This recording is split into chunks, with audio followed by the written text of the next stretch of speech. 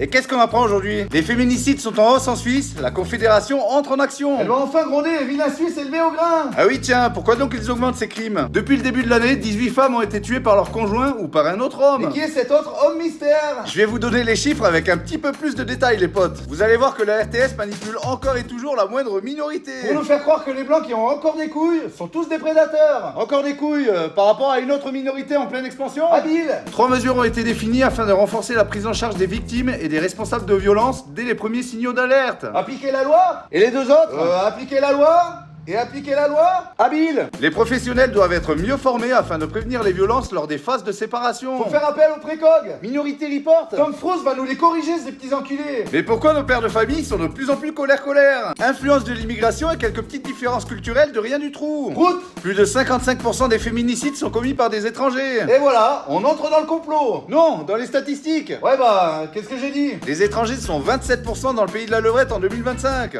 Donc on a 55% des féminicides commis par 27% d'étrangers.